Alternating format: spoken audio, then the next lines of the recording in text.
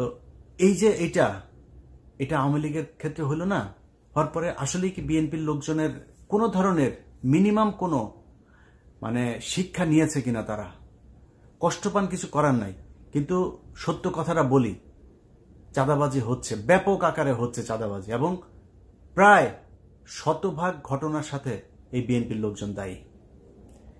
তো আপনাকে মাথায় রাখতে হবে যে বাংলাদেশের মানুষ যে একটা অভ্যুত্থান করলো, কেন, কিসের জন্য করলো?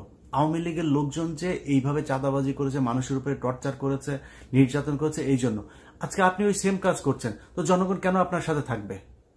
আর ভাই 5 বছর পরে এটার জন্য অন্তত যেই দল থেকে হোক, যেই সাধারণ মানুষের থেকে হোক, একটা প্রতিরোধ কমিটি তৈরি করা উচিত, যে বিএনপির যে যাবে চাঁদাবাজি করতে, সে আওয়ামী লীগের হোক না হোক, বিএনপির কারো নাম ভাঙায় হোক আর না হোক, যে যাবে তারা ধরে পিটাইতে হবে।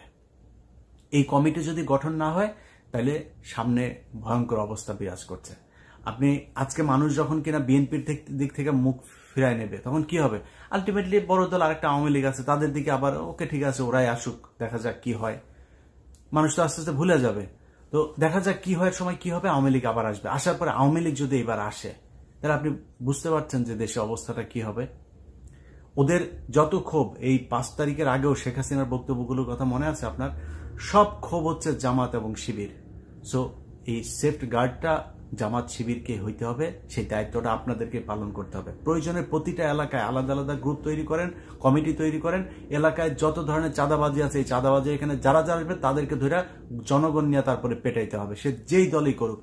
বিএনপি যদি বলে বিএনপি করে না, সমস্যা নাই তো, ওরে পেটাইলে বিএনপি বলবে না তো। এবং আমি যতটুকু আমার যতটুকু জানাশোনা আছে, তারেক রহমান এরকম ঘটনা শোনার সাথে সাথে সে অ্যাকশন নিয়েছে। অতএব তারেক রহমান এটাকে সাপোর্ট করে না। সামনে যদি আপনি বিএনপির কোনো চাঁদাবাজকে ধরে যদি পেটান, তারেক রহমান সেটাকে সমর্থন করবে। সো আমি মনে করি যারা বিএনপির নাম ভাঙায় তারপরে এই চাঁদাবাজিগুলো করছে, সেই জায়গাগুলো ঠিক করা দরকার।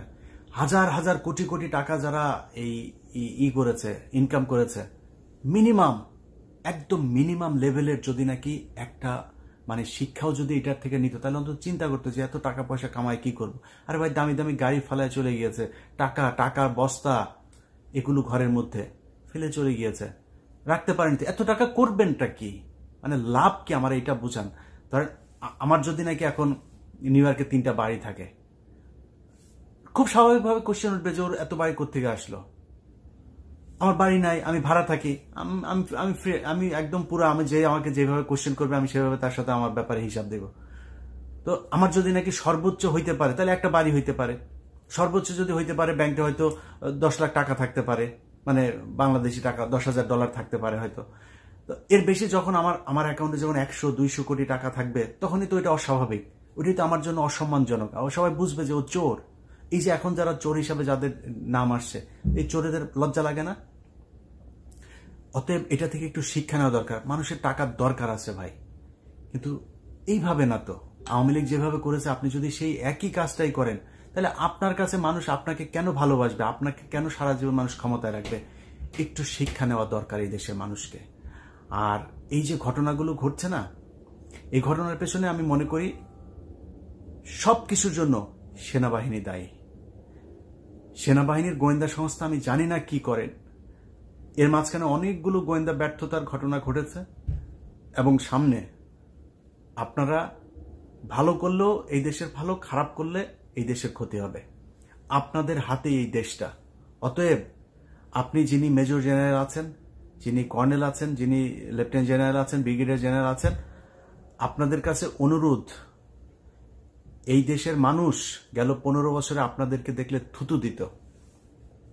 4 তারিখের আগ পর্যন্ত আপনাদেরকে দেখলে ভুয়া ভুয়া বলে তারপরে মানুষ স্লোগান দিয়েছে। এটা আপনাদের কর্মের ফসল।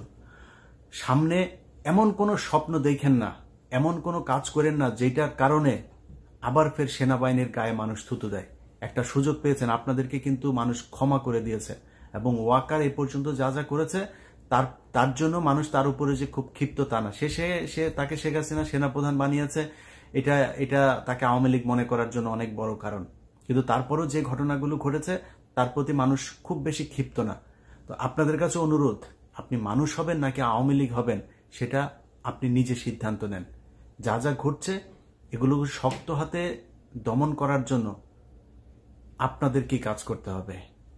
এই যে শেখ হাসিনা সহ আওয়ামী লীগ যারা এখনো পর্যন্ত করছে, আমি মনে করি তাদেরকে খুব দ্রুত নিষিদ্ধ করা হোক। শুধু ছাত্রলীগ না, আমি এটাকে খুবই পার্শিয়াল একটা জিনিস মনে করেছি যে একটা সংগঠন, তাদের সহযোগী সংগঠন হচ্ছে ছাত্রলীগ, সেটাকে আপনি নিষিদ্ধ করলেন, অথচ মেন সংগঠন যুবলীগ তো আরো সন্ত্রাসী, আওয়ামী লীগ সবই তো সন্ত্রাসী।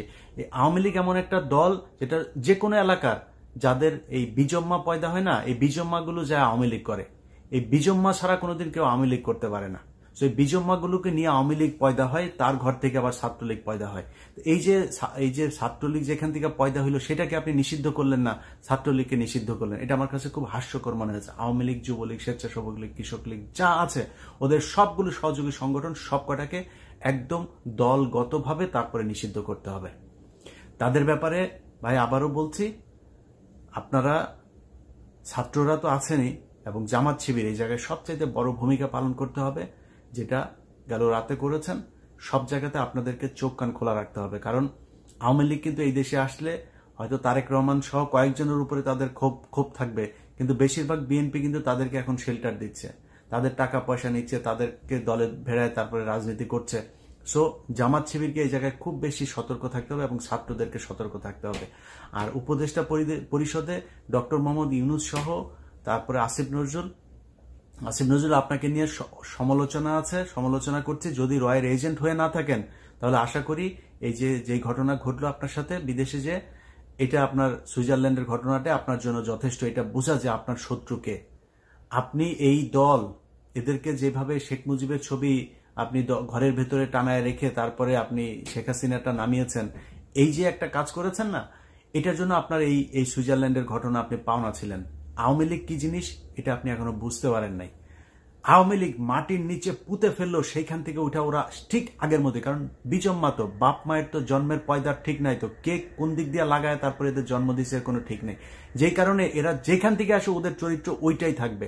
এটা যতদিন বুঝতে না পারবেন ততদিন এইভাবে সুইজারল্যান্ডের মতো চট থাপ্পড় ঘুষি এগুলো খাইতেই হবে।